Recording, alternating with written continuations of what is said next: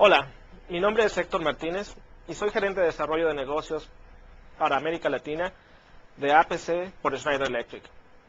El día de hoy vamos a ver una presentación sobre cómo dimensionar correctamente un sistema de energía ininterrumpible o UPS. Para empezar vamos a hablar sobre los pasos adecuados para seleccionar un UPS. Estos son 5 sencillos pasos a seguir para estar seguros de que se dimensiona correctamente el sistema que va a proteger a sus equipos críticos. Lo primero es identificar cuáles son los equipos que queremos proteger, es decir, los más importantes y que queremos que sigan funcionando en caso de que haya una falta de energía o que haya un disturbio en la energía eléctrica. Puede ser, por ejemplo, una computadora personal o un teléfono de IP, o puede ser también equipos críticos para su operación. Puede ser una impresora o, en muchos casos, servidores para pequeñas oficinas y los equipos de comunicación, como puede ser un router o un cable módem para el Internet. Además de esto, como segundo paso, se deben identificar las características del sistema eléctrico donde se va a conectar. Es muy importante conocer esto porque dependiendo del consumo eléctrico, es posible que pueda haber diferencias o necesidades que sean distintas, y es muy importante saber que estamos escogiendo correctamente el equipo de acuerdo con estos elementos, como puede ser la electricidad, el sistema eléctrico y el consumo de corriente. Como tercer paso, hay que escoger y dimensionar correctamente el consumo de todos los equipos que se van a proteger. Es decir, debemos ir seleccionando cada equipo y medir el consumo de potencia, o por lo menos determinar el consumo de energía que va a tener para asegurar que estamos dimensionando correctamente el UPS. Como un cuarto punto, nosotros recomendamos ampliamente identificar los tipos de toma corrientes que se van a conectar al UPS. Hay muchos distintos tipos de toma corriente actualmente y esto puede ser un obstáculo para conectar los equipos al UPS. Finalmente, decidir el factor de forma, es decir, si queremos que el equipo sea un equipo que se va a montar en un gabinete o rack, o si este equipo se va a instalar sobre el piso directamente, y es lo que se conoce como un equipo autosoportado, es decir, un gabinete que va a estar en el piso. Como primer paso vamos a hablar de identificar los equipos que queremos proteger. En este caso es muy importante definir cuáles son los equipos críticos que realmente necesitamos proteger. Es decir, para nosotros puede ser muy importante proteger una impresora porque nuestro trabajo requiere de poder imprimir aun cuando no haya electricidad. En otros muchos casos lo que se requiere es poder guardar la información en caso de que haya un apagón sin perderla. Y esto nos va a determinar cuáles son los equipos críticos y cada persona va a tener sus criterios y son diferentes de uno a uno. Pero es importante identificarlos y saber claramente cuáles son estos criterios. También es importante saber cuál es el tiempo adecuado de respaldo que se quiere o la autonomía del UPS. En caso de que hubiera un apagón, ¿cuánto tiempo necesito para guardar la información? Si es un archivo muy grande o es un archivo que tiene muchas imágenes y me toma aproximadamente 5 minutos guardarlo, es importante por lo menos tener esos 5 minutos de tiempo de respaldo. Si se requiere mayor tiempo de respaldo, hay dos opciones que se pueden hacer. La primera sería comprar un UPS más grande y en consecuencia nos daría mayor tiempo de respaldo, o la segunda es tener un UPS que sea adecuado al consumo de potencia, pero con la capacidad de adicionarle baterías que nos permita aumentar el tiempo de respaldo. Y como último punto es muy importante mencionar que entre menos carga tiene el equipo, va a poder respaldar mayor tiempo. Entonces, si en caso de que hubiera una situación crítica y se necesita seguir trabajando, se pueden ir apagando equipos que no sean críticos para tener mayor tiempo de respaldo. Entonces, si no se necesita la impresora, se puede apagar. Si no se necesita un cargador de baterías o si no se necesita algún otro elemento que estaba conectado al UPS, se va apagando y con eso se extiende el tiempo de respaldo. Esas son las opciones que hay, pero en general los dos puntos más importantes es saber cuál es el tiempo de autonomía y si el tiempo de autonomía es prolongado, ya sea sobredimensionar el UPS, o el segundo punto sería aumentar el número de baterías para ofrecer respaldo. También es importante identificar las características del sistema eléctrico. En general, hay dos sistemas eléctricos en el mundo. El sistema que se conoce como americano, que es prácticamente 120 volts y 60 ciclos o 60 Hz, y el Sistema Eléctrico Internacional, que se basa en 50 ciclos y 220 volts.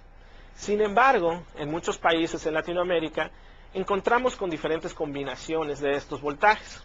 Algunos ejemplos son Perú, que utiliza 220 volts pero son 60 ciclos, Brasil, donde también podemos encontrar 120 o 220 volts en 60 ciclos, México, que utiliza 220 volts en 60 ciclos, y esto nos va de alguna manera a influenciar el tipo de equipo que vamos a solicitar.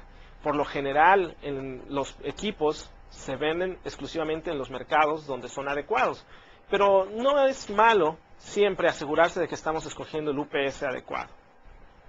Entonces, simplemente es conocer muy bien cuál es el sistema eléctrico donde se está trabajando y cuál es la disponibilidad de energía. El tercer paso, que es muy importante, es determinar el consumo eléctrico de cada uno de los equipos que se piensan conectar al UPS.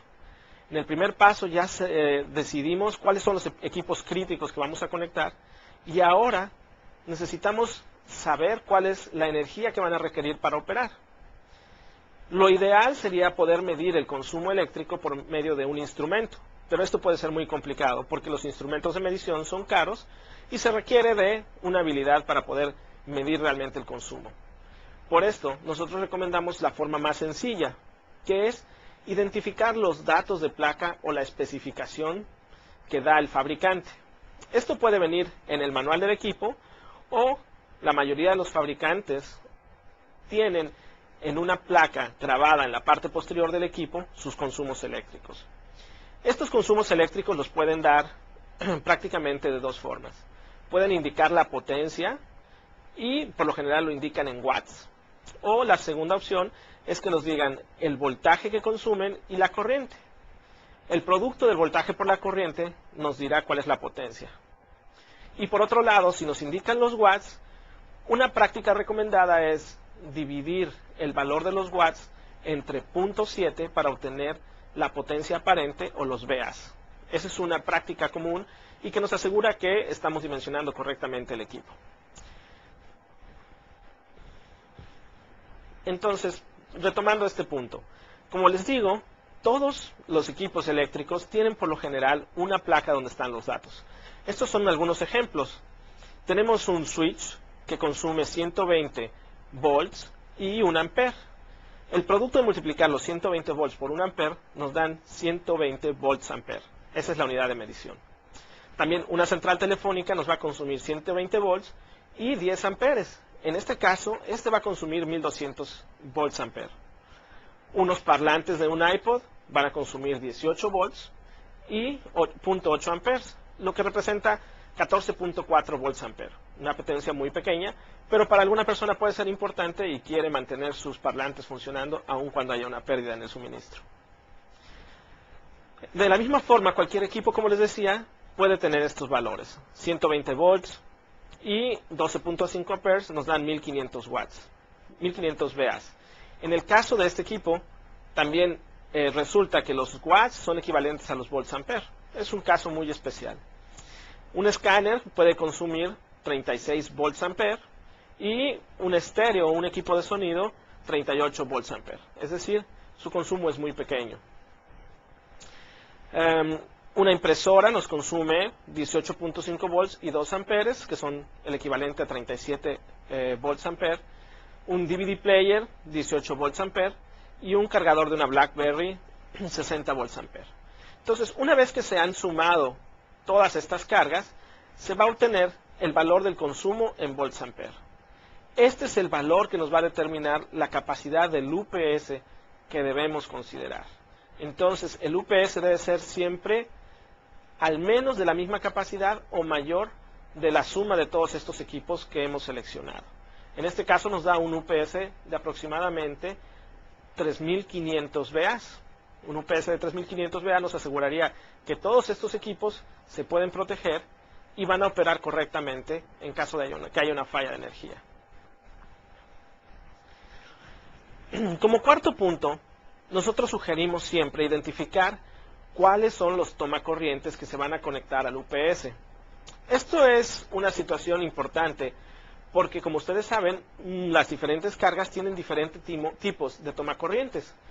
Hay tomacorrientes que son una fuente conmutada y que tienen un transformador, entonces ocupan un espacio físico muy grande y a veces al conectarse en la parte posterior del equipo bloquean otro tomacorriente, por lo cual el UPS queda inutilizado y es necesario a veces adicionar otros elementos al sistema eléctrico, como puede ser una barra de contactos para poder tener mayor disponibilidad de contactos. Entonces, es importante siempre considerar cuáles son los tipos de conectores y si son compatibles con los tomacorrientes que tiene el UPS.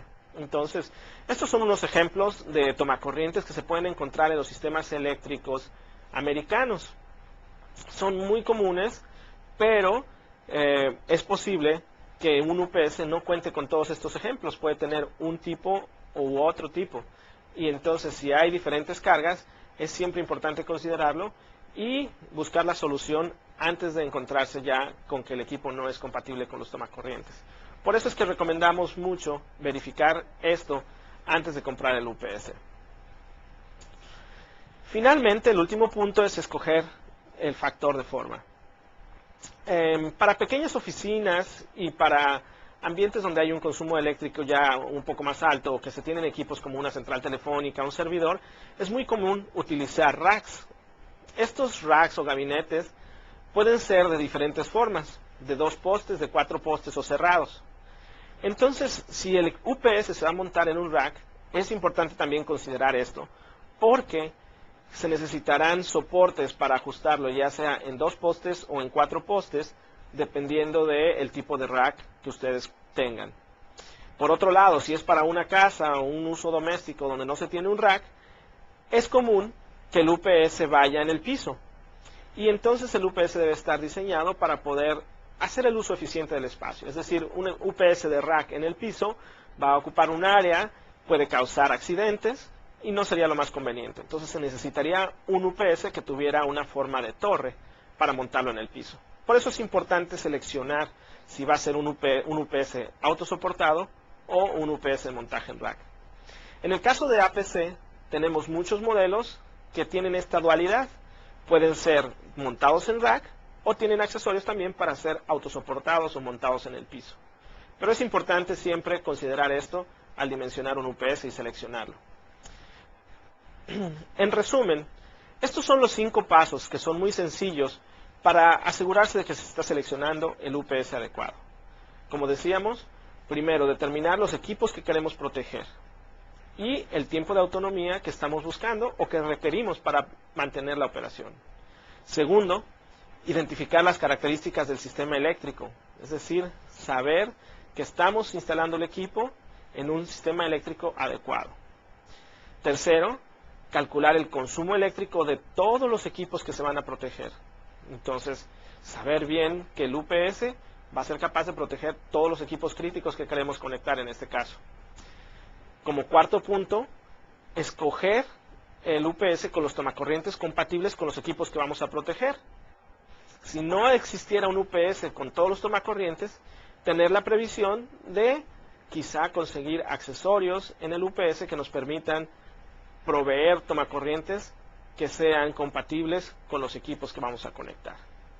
Y como último punto es considerar la forma del UPS, ya sea de montaje en rack o de equipo autosoportado que se pueda poner en el piso. Estos son los 5 pasos muy básicos, sencillos, pero creemos que les van a dar una paz mental y aliviar dolores de cabeza porque les permitirán seleccionar un UPS y dimensionarlo adecuadamente. Gracias por su atención.